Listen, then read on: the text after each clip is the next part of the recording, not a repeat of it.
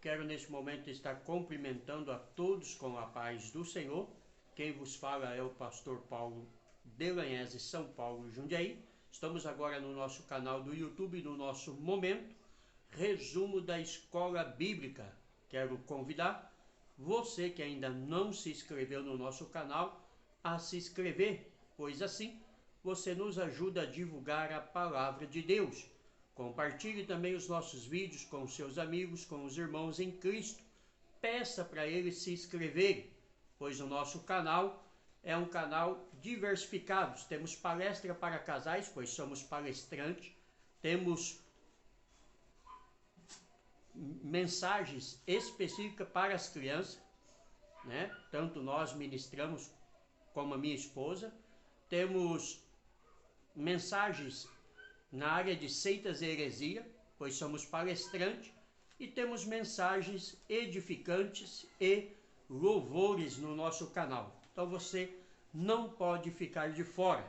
Agora é o nosso momento, resumo da Escola Bíblica. O Senhor Jesus cura hoje. É o título da aula, lição de número 10, que será ministrada em nossas igrejas no dia 7 de março, domingo que vem.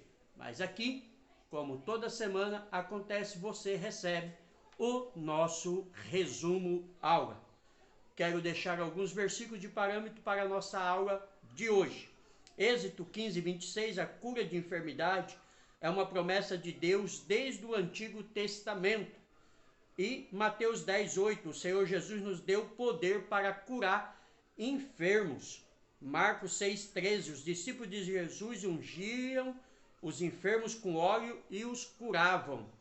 Marcos 16, 15 e 20, a cura de enfermos acompanha a pregação do Evangelho. E 1 Coríntios 12, 9, os dons de curar estão entre os dons espirituais e por isso são atuais. Tiago 5, 14 e 16, ungir os enfermos para trazer cura é uma prática atual da igreja do Senhor Jesus, da igreja pentecostal. Nosso textual está baseado em Salmo 103, verso 3. É ele que perdoa todas as tuas iniquidades e sara todas as tuas enfermidades.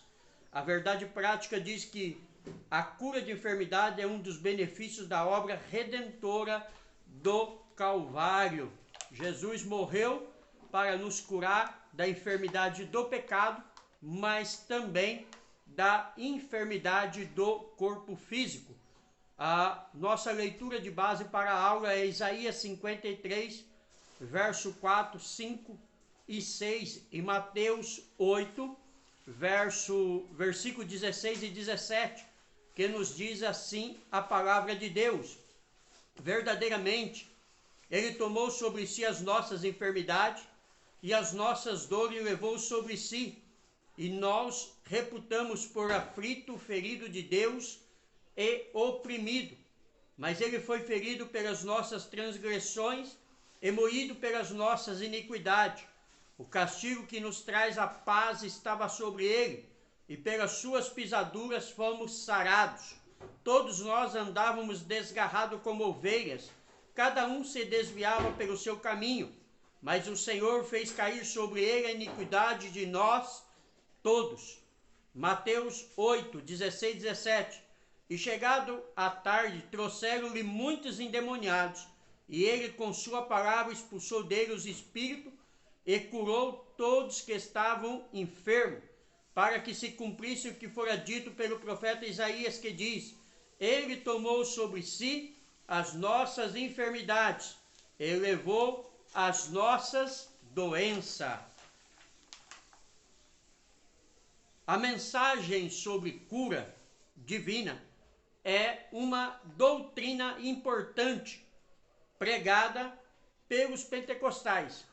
É a percepção de que o evangelho é pleno, diz respeito tanto à alma quanto ao corpo.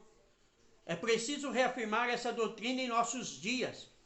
A cura divina é um dos muitos sinais que confirmam a mensagem do evangelho. A igreja antiga esperava que essa realidade acontecesse enquanto se programava a mensagem de salvação. Assim como Jesus curou no passado, ele continua a fazer atualmente. Nosso Senhor sentia-se compelido a curar pessoa. Sua compaixão era visível quando se relacionava com os doentes. Essa imagem também deve ser a de toda a igreja que vive na dimensão do Espírito Santo. Amém? Então essa é a mensagem da igreja do Senhor Jesus. Essa é a nossa mensagem que temos que pregar para o mundo, para os enfermos, para aqueles que chegam até nós. Introdução. Assim como Jesus fez no passado, ele deseja atualmente curar e libertar os enfermos e oprimidos.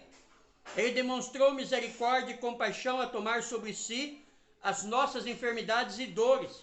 O caráter e a compaixão de Jesus permanecem imutáveis na atualidade.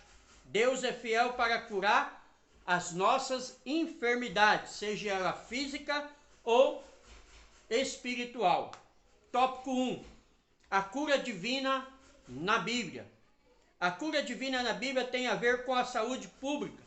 No Antigo Testamento, a prevenção de doença como uma orientação bíblica e as curas de Jesus no Novo Testamento.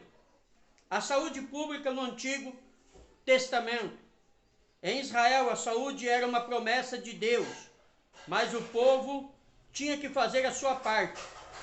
Deus garantiu a saúde dos filhos de Israel desde que eles cumprissem os termos do pacto do Sinai.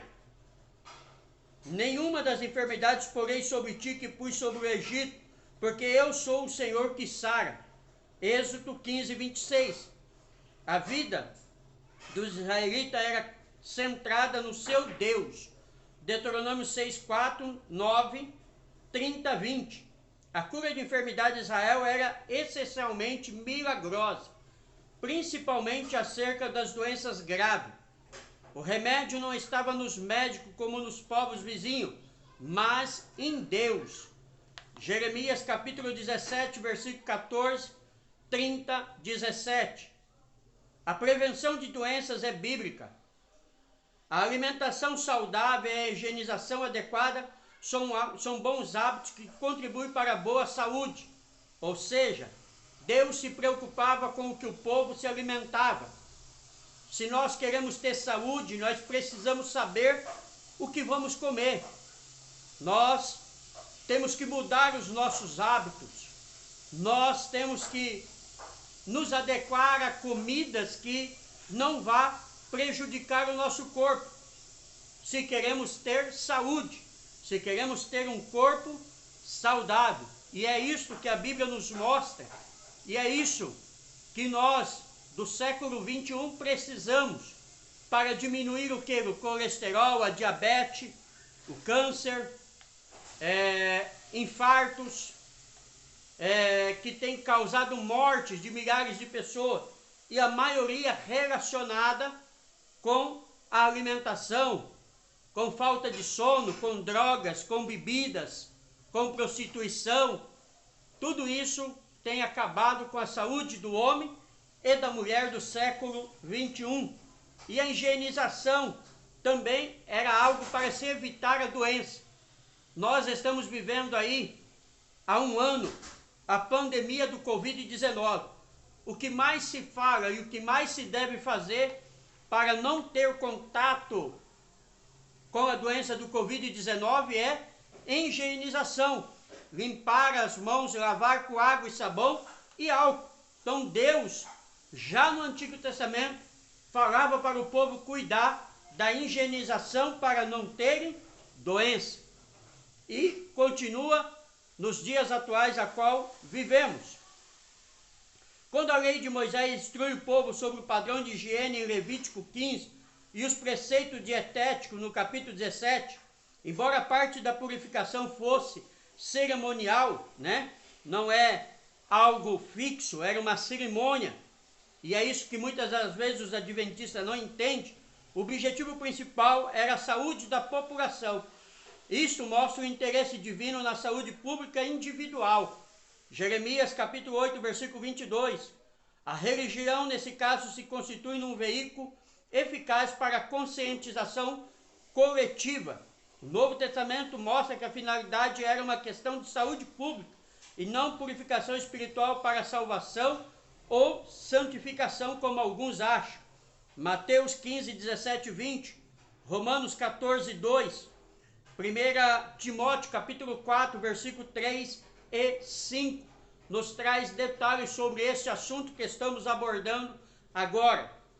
O Novo Testamento e as curas de Jesus. Israel dependia mais de Deus e a sua garantia da saúde estava na obediência às leis de Deus. O número de enfermos era alto e as curas efetuadas por Jesus logo chamaram a atenção do povo. Mateus 4, 23 e 25. Jesus veio ao mundo para salvar os pecadores. 1 Timóteo 1,15. No entanto, por causa da miséria humana, ele operou muitos milagres, prodígios e maravilhas. O Senhor se compadecia dos enfermos, dos oprimidos, de todos de espírito abatido, porque essas pessoas andavam como ovelhas que não têm pastor. Mateus 9,36, Marcos 6, 34. A compaixão era a principal motivação de Jesus para ministrar ao povo. E isso não mudou com o tempo, pois a promessa de cura divina continua valendo para os nossos dias atuais do século 21. Marcos 16, 17 e 20. Pois Jesus deu ordem para pôr as mãos sobre os enfermos e os curarem, e em seu nome expulsarmos os demônios. Tópico 2. A cura divina como parte da salvação. O discurso profético de Isaías 53 anuncia a obra redentora de Jesus no Calvário. Encontramos alguns detalhes dessa palavra profética no Novo Testamento, que mostra com clareza que salvação e cura divina caminham juntas. Salvação é um termo que se aplica a diversas ações de Deus no Antigo Testamento em favor do seu povo, como o livramento da escravidão de Israel do Egito, da fome, da espada e das enfermidades. A salvação da condenação eterna é o livramento do poder da maldição do pecado. É a restituição do ser humano à comunhão com Deus. 2 Coríntios 5,19. Hebreus 2,15. Deus propôs a salvação para todas as pessoas. Tito 2,11. Cabe ao homem e à mulher decidirem se querem ser salvos ou não. Mas a salvação é para todos. E as condições para isso são a fé em Jesus e o arrependimento dos seus pecados. Atos 3, 15 e 19. A vontade de Deus é a salvação de todos os seres humanos, mas para isso cada pessoa precisa se arrepender de seus pecados e se converter ao Senhor Jesus. Atos 17, 30. 1 Timóteo 2, 4. Nos garante o plano de salvação de Jesus, de Deus à humanidade. Mas quem decide se vai para o céu ou para o inferno é o homem e a mulher com as suas escolhas, com as consequências dos seus pecados. Pois o pecado era a causa de muitas enfermidades no passado. E eu não tenho nenhuma dúvida que é também a causa da maioria das enfermidades a qual o povo do século 21, a qual nós vivemos, sofre sua rebelião contra Deus. A cura divina. A declaração de fé das Assembleias de Deus define a cura divina como um ato da soberania, graça e misericórdia divina de Deus, que através do poder do Espírito Santo restaura física ou emocionalmente aqueles que demonstram fé em Jesus Cristo. Mateus 14, 14, Lucas 4, 18, 19, Atos 10, 38. E tendência nossa procurar órgãos médicos em caso de doença. Isso não é errado. Jesus mesmo disse que os doentes precisam de médicos. Mateus 9, 12, Marcos 2, 17, Lucas 4, 23, 5, 31. Lucas era médico, Colossenses 4,14. Mesmo assim, o milagre acontece também pelos recursos científicos da medicina, pois quando Deus não cura diretamente a pessoa por uma intervenção divina, ele usa a mão do médico para fazer uma cirurgia ser bem sucedida.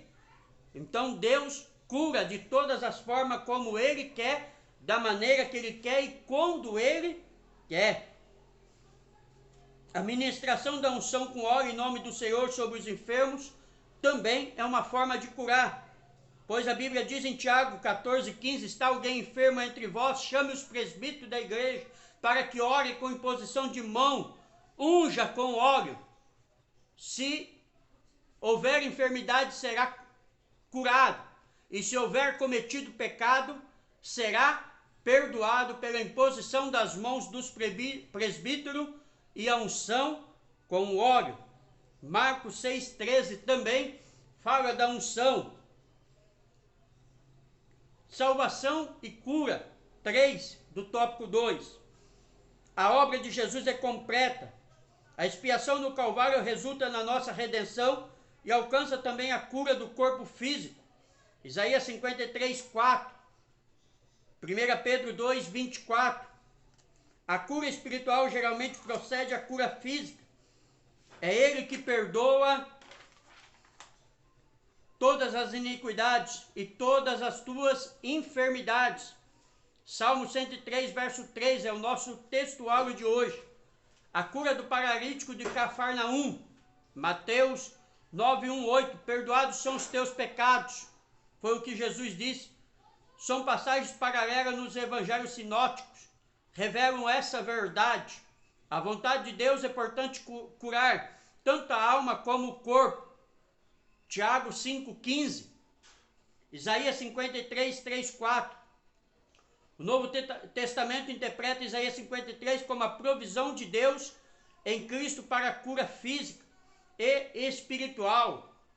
O Evangelho de Mateus aplica a palavra. Ele tomou sobre si as nossas enfermidades e as nossas dores, levou sobre si. Isaías 53, 4. Ao ministério de cura do Senhor Jesus, Mateus 8,17. O verbo sarar, pelas suas pisaduras, fomos sarados, 53,5, indica a cura física.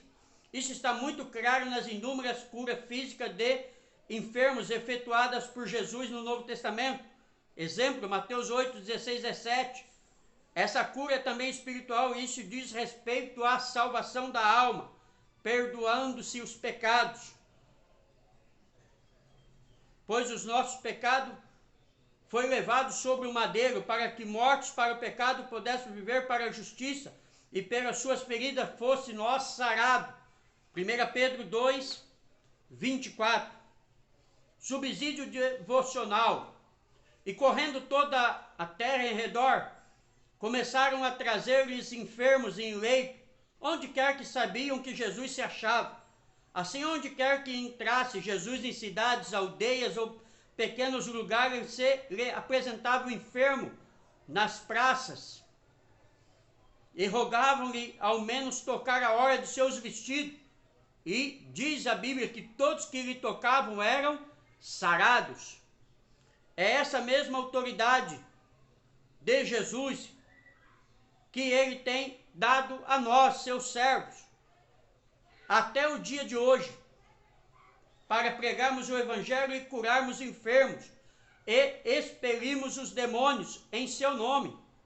Jesus disse aos seus discípulos: ide por todo o mundo, pregar o Evangelho a toda criatura, e esses sinais seguirão aos que crê.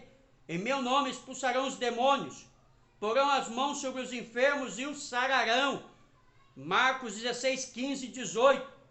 E saindo eles pregavam que se arrependesse, e expulsavam muitos demônios, e ungiam muitos enfermos com azeite e os curavam.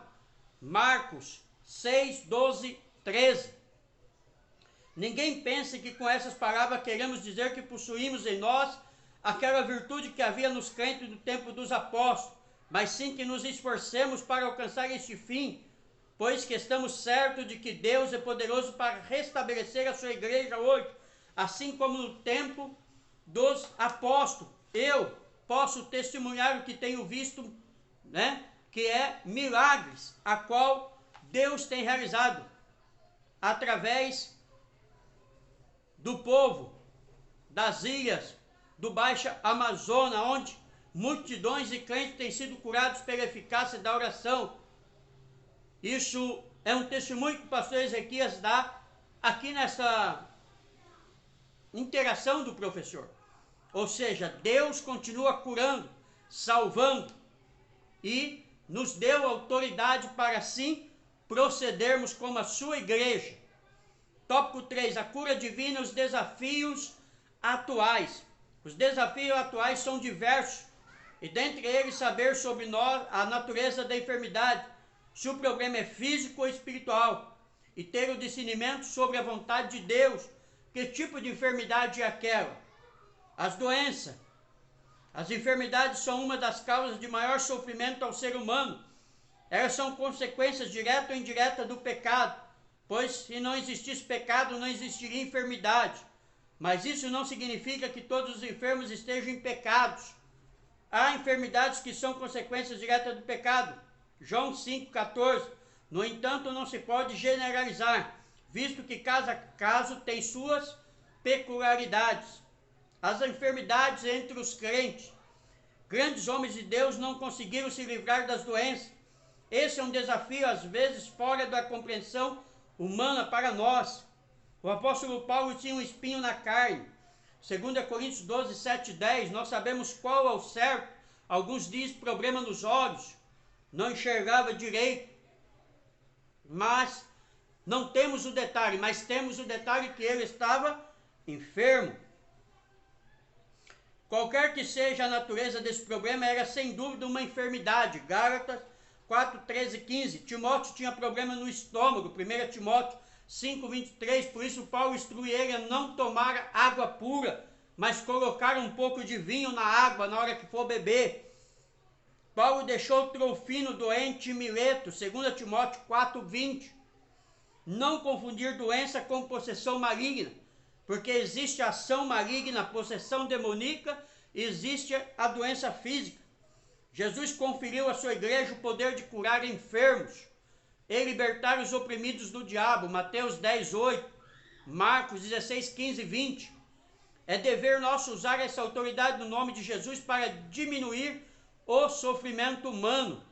Jesus tem saúde para dar a todos os enfermos, mas nem sempre compreendemos o plano de Deus para determinada pessoa. Duas coisas básicas devem se observar primeiro: se a enfermidade é opressão maligna ou uma questão médica, para não expulsar demônio onde não há demônio. Isso machuca as pessoas e não é tão comum entre nós. Segundo, entender que Jesus é Senhor e não servo. Ele cura como quer, onde quer, de acordo com a sua vontade. Mateus 6, 10. Nem toda enfermidade é para ser curada. A enfermidade que é para ser para a morte, igual nós. Um dia vamos morrer. Todos morrem de alguma enfermidade. O coração para, né?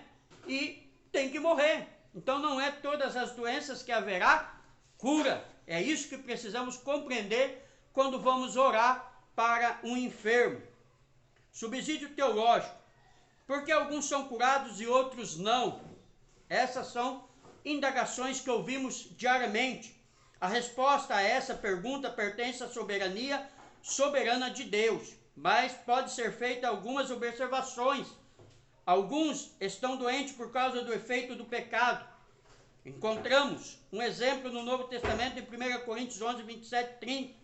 Essa é a razão por que devemos pedir ao Espírito Santo para proscrutar nosso coração e apontar-nos as possíveis áreas ocultas de pecado que nos impede de receber a cura. Muitas das vezes há pecados escondidos que a cura não vai se manifestar. Por isso precisamos pedir o discernimento do Espírito Santo quando orarmos pelos enfermos. Outra possibilidade é de que o Senhor está procurando ensinar alguma coisa, assim como a Paulo, que Deus instruiu ele a viver com espinho na carne, né? Que a graça dele bastava, como o caso de Jó, que ficou enfermo porque Deus provou ao diabo que Jó era fiel. Nesse caso, precisamos buscar entendimento da parte do Senhor. Além disso, existe a questão do momento certo. Muitos não recebem imediatamente a cura. Em semelhantes casos, é preciso lembrar as palavras do Senhor, quando Ele nos admoesta que devemos orar sempre e não desanimar. Lucas 18:1. Deus tem seu momento certo para curar. A falta de fé também pode impedir o recebimento da cura. O autor da Epístola aos Hebreus, em vários trechos, nos admoesta a conservar firme a fé em Deus. Sem fé é impossível agradarmos a Deus. Conclusão: precisamos saber que a cura divina é real e atual. Além disso, devemos entender que o Senhor Jesus cura quando e onde quer e não da maneira e às vezes que queremos ou pensamos. 2 Reis 5:10, 14. Então a cura pertence a Deus, não ao pastor, não à irmã ou irmão que vai orar para o enfermo. Se Deus quiser curar, Ele vai curar. Se Ele não quiser, Ele não vai curar. Se aquela doença for para a morte, ele irá morrer. Se for para a glória de Deus, como era o caso do cego, que perguntaram quem pecou, ele e seu pai? Jesus disse, nem ele nem seu pai. Ele nasceu assim para que a glória de Deus se manifestasse. Então nós precisamos entender isto antes de orarmos para o enfermo, antes de pedirmos a cura do enfermo. Amém, meu irmão? Que esta lição possa nos esclarecer todas as dúvidas a respeito da cura e das enfermidades e das possessões demoníacas e